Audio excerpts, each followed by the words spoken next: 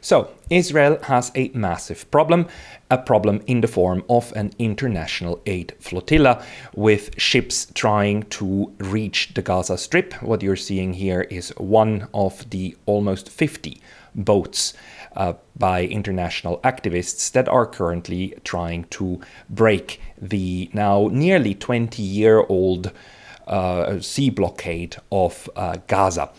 This is major news because it is now such a large enterprise, and it has so many international activists, including members of the European Parliament and members of national parliaments in Europe, including Italy, that this cannot be ignored anymore, and Israel absolutely hates what is going on, and this flotilla is now creating facts on the ground. Let me show you this. They are very near now. The entire organization is very well prepared also online to document every single ship and every single movement that's happening, because of course these activists are expecting violent opposition to their humanitarian mission to Gaza, and every single step will be documented. So you're seeing here first the 47 ships that are on the way, and we have their live updates as well. And you can see that they are already in front of the midway, somewhere between Egypt and on the other side Greece, and they are now approaching Cyprus, although they are headed straight down here to the Gaza Strip. Here you're seeing it. It's this very well done map overall, and you are also seeing on the map here the territorial waters. So territorial waters are under international law considered the property or the sea, the part of the sea that is under the jurisdiction of the adjacent states, and everything else is not. Everything else is the high sea, and the high sea is reserved for everybody to navigate freely and undisturbedly. And of course, this is something that Israel is already trying to make impossible. There have been attacks on this flotilla in the past couple of days when drones dropped incendiary devices and crashed into these flotilla. There are several reports about this, and Israel is very tight-lipped about it at the moment. Is neither confirming nor denying that it was responsible for this, but it is utterly clear that these are the warnings that more violence is to come should the flotilla not stop. But we are seeing that 42 boats are currently on the way. The goal is to enter here the territorial waters of Palestine, of occupied Palestine, and hence then to make it possible to have a direct connection to this occupied area here. Now, Israel is furious about this. Is especially on social media. We see this at the moment on Twitter, like non-stop, how the different Israeli embassies are posting about this, calling the flotilla all kinds of names, claiming that the flotilla is headed by Hamas terrorist sympathizers or terrorist collaborators, that this is just like the previous time, that this is just a selfie yard, and that this is highly misguided terrorist support. Of course, none of this makes any sense, because the flotilla so far has, according to all and any international observers, only holds humanitarian aid, which is specifically meant to be delivered to the civilian population of Gaza, which is currently being starved to death by Israel. Now,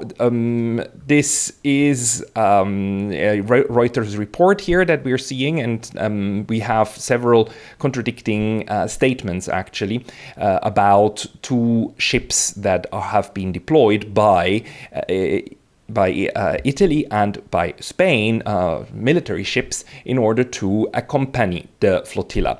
Now, the hope was that both governments, which are under tremendous pressure by their people, who are now doing strikes and large-scale manifestations and protestations, both governments are under huge pressure to make sure that their nationals on their ships will not be attacked. We see that we see that for the case of the Italians, there's more than 40 Italian nationals on the totality of all of these ships, and this is of course a great bravery of all of these people, because they're now under serious danger to be attacked by Israel. I just remind you that the first time that somebody tried to use this tactic of just creating the fact of a humanitarian mission was in 2010, when Turkish ships launched towards the Gaza Strip, and back then Israel boarded the ships and killed 9 activists. 9 people lost their lives back then, and it was a huge scandal, but by now unfortunately forgotten, although we will talk about this in just a second. Now, the flotilla itself is currently again calling for help and for international assistance and for international attention. On Sunday, yesterday, Stefano Bertoldi, the commander of one of the ships, actually posted a quite dramatic plea for help, saying that these devices, that these attacks on the flotilla that are ongoing and keep happening every night over, again, I mind you, international waters. The flotilla is not even near the Gaza Strip yet, although it is clear that it is on its way, right? I mean, the flotilla also rejected any kind of so-called negotiation offers by the Israeli government, which said that the flotilla should anchor somewhere else in a port of Israel, and then Israel would guarantee the delivery of the aid goods to the Gaza Strip and distributed there, which is of course fantasy, absolute fantasy. Israel has been pivotal in making sure that no aid actually enters the Gaza Strip. So what Israel is demanding is that these ships unload their goods, give them up, and return, and then Israel will be done with everything and block this humanitarian aid forever. The flotilla activists obviously are not going to do that. They are single-mindedly now trying to establish the precedent that this illegal blockade can be breached, and that a direct connection by the civil society can be created to Gaza, so that we lose this fear of the overwhelming might of the Israeli forces, and gain courage in actually supplying Gaza with the necessities it needs, its civilian population needs to survive. Now, the plea that was issued by Captain Bertoldi actually calls attention to the fact that despite these 2 ships, military ships, navy ships by Spain and Italy, that they cannot be counted on, and probably are meant more as a fig leaf for both Spain and Italy than as a serious protection force. Mr. Bertoldi actually tells us that I have analyzed the international geopolitical situation and the attitude of our governments. Irresponsible, starting with Giorgia Meloni and our Minister of Defense, Crosetto. We will have no defense. We will not be escorted. We hope Spain does what it should and does not behave like Crosetto, who has clearly stated that at best he will collect and assist the wounded. And then we get a little update actually that Spain too confirmed that its presence is neither defensive nor a true escort. The ship that was dispatched by Spain, the Furor, reportedly set sail on the 26th of September. It would act only ex post, providing assistance if Israel were to attack the global flotilla or violently block its landing or presence in waters of Gaza. So it seems that both Italy and Spain will not be counted on to actually defend the flotilla from attacks, but that they are more or less rescue ships, that once Israel starts sinking the flotilla ships, that the people who do not immediately die can be rescued out of the high sea or in front of the Gaza coast. And if this is true, then of course it is not a protection. It is barely a attempt at saving the lives of the crew as far as possible, but definitely not what you would expect that a Navy ship does to prevent attacks against its nationals. So Captain Bertoldi tells us that what they need is attention, and that he very explicitly rejects to trust in his own government, the Italian government. Let's not trust our governments. They will do nothing for us. The captain also tells us what this entire flotilla is about. Remember, is what he says. Ours is not a humanitarian mission to deliver a few packages to the Palestinian population of Gaza. Ours is a political mission. The siege must end, the genocide must end, and above all, the lives of unarmed pacifist activists must be protected. So this is it, this is Europe's and North Africa's, and actually the global civil society's approach at forcing a showdown, a almost literal head-to-head with the Israeli occupation force of Palestine to make the point that no, the globe is not silent, and even though governments are complicit in the genocide, the populations are not, and are actually trying to do something about it. Now, again, this ended very badly for 9 brave activists back in 2010 who had to pay the highest price for this. And I just want to show you one thing, because the current narrative, especially in mainstream media, is again highly misleading. The Reuters article that I showed you before with the flotilla picture ends. The article ends with a short disclaimer, right? What this is all about. Just read this for a second. Israel began its Gaza offensive after the October 7, 2023 Hamas-led attack on Israel, in which some 1,200 people were killed and 251 taken as hostages back to Gaza.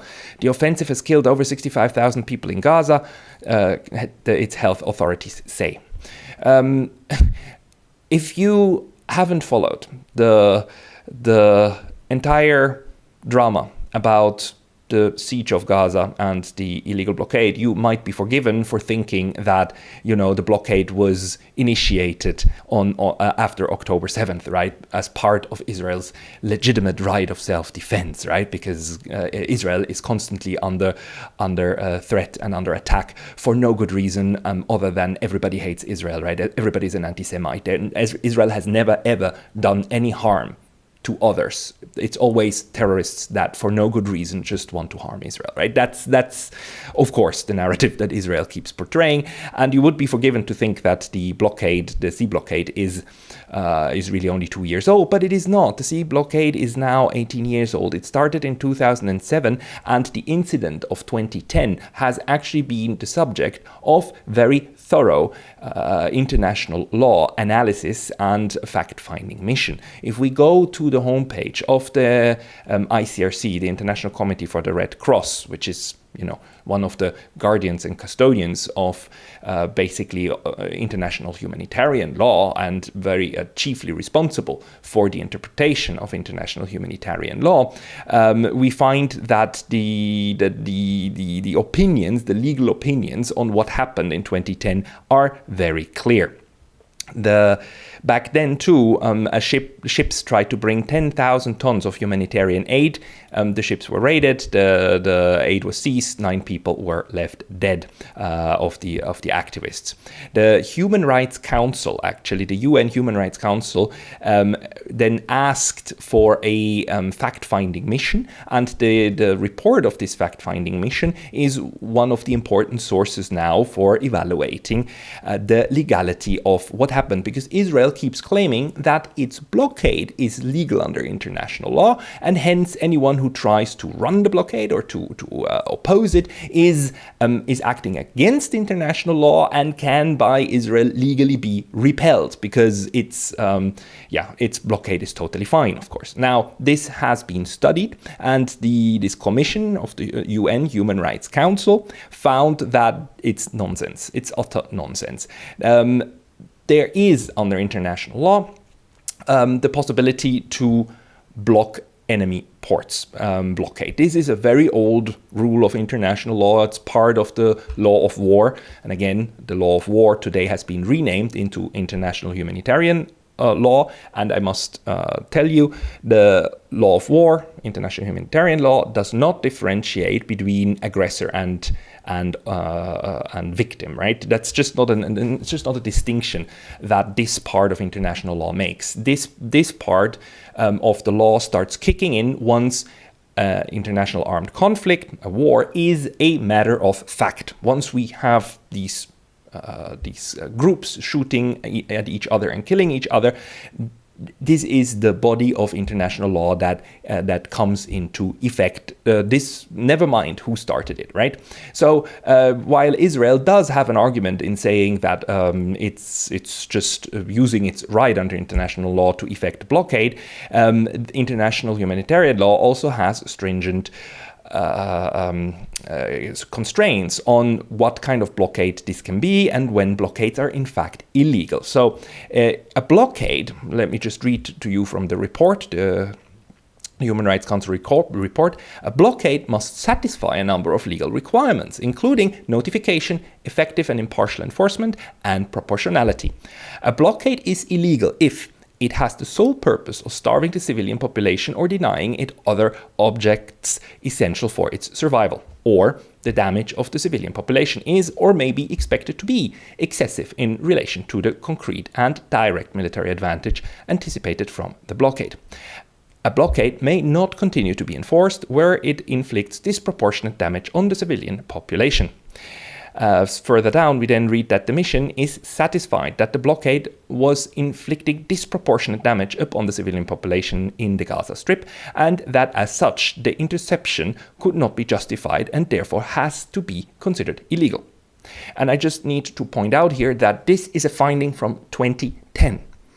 In 2010, the Human Rights Council found that the blockade back then of the strip was illegal because it created too much hardship on the population, even back then in 2010. Now just think for a second how much worse the situation is for the civilian population in Gaza now in 2025. Again, this is the finding from 2010. The finding of the Human Rights Council is that this blockade is illegal because it creates disproportionately a lot of suffering, and it has to be regarded as a collective punishment, which is also an illegal act.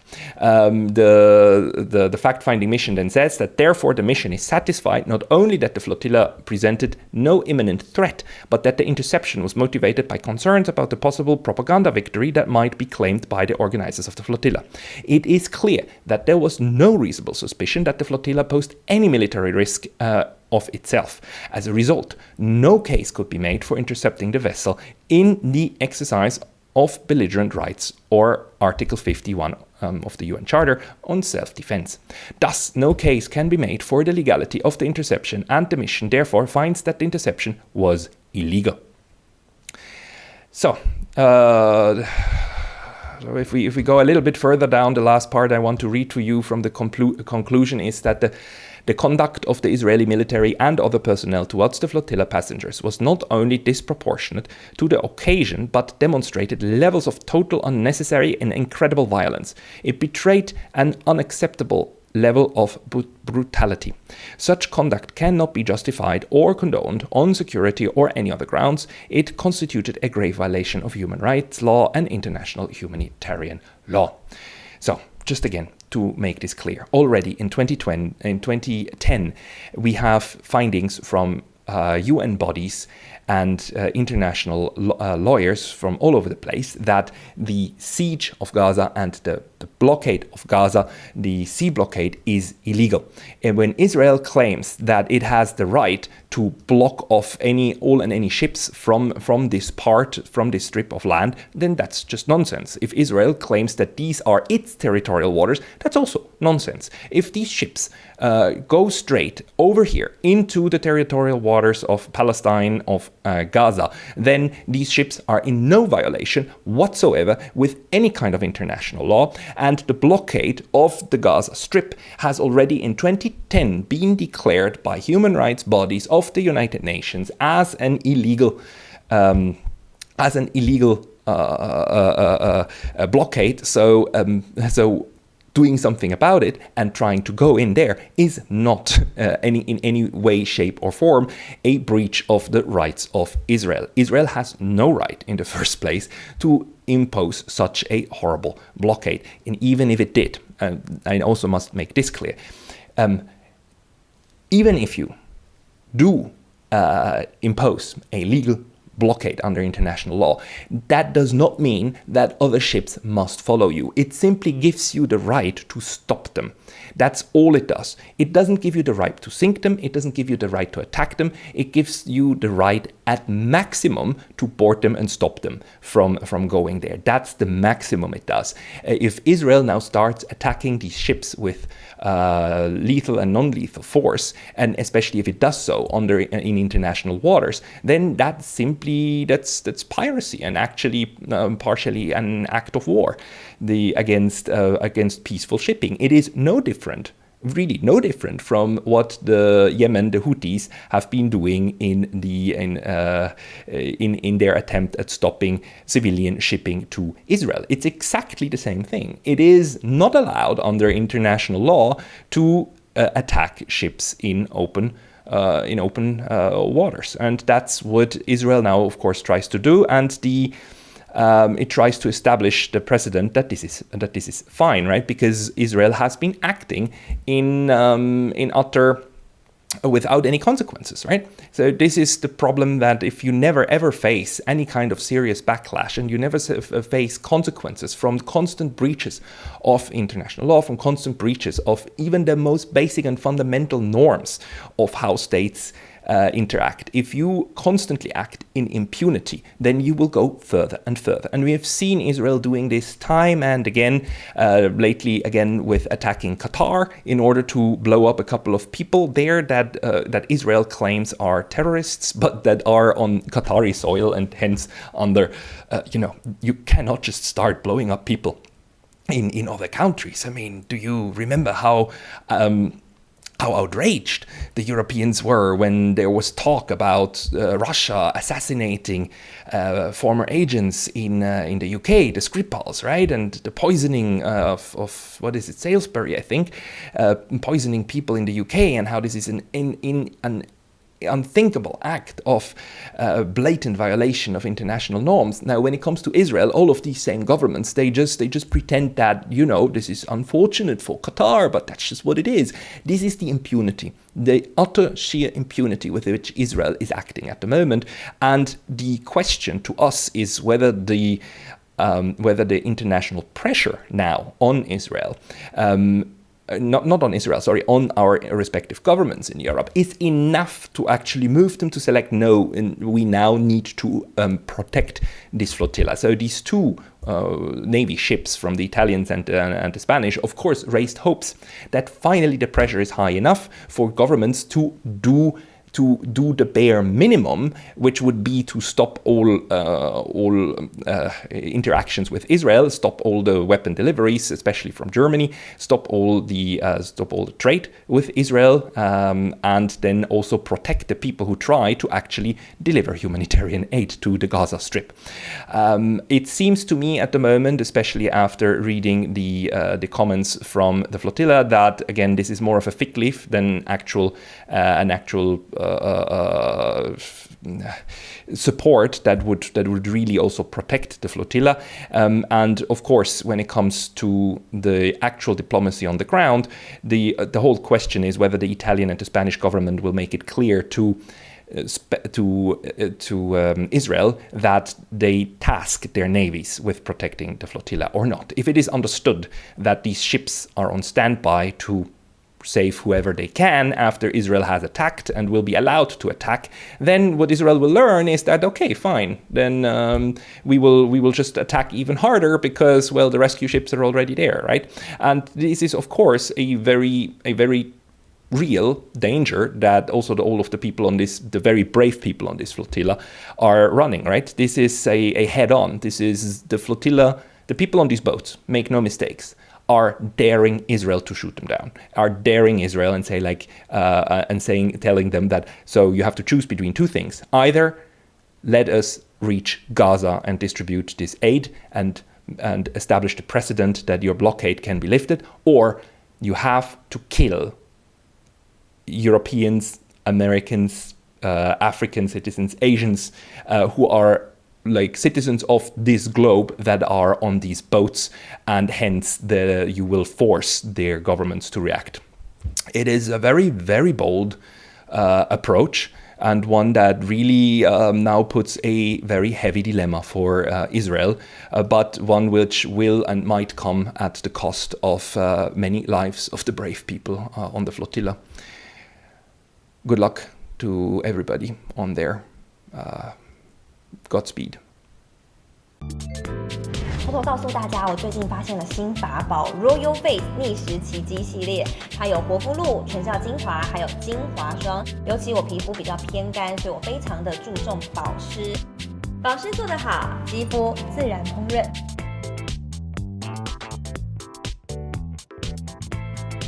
提亮肤色更年轻，抚平皱纹超有感，而且气色变好。用心保养，每天都更美一点。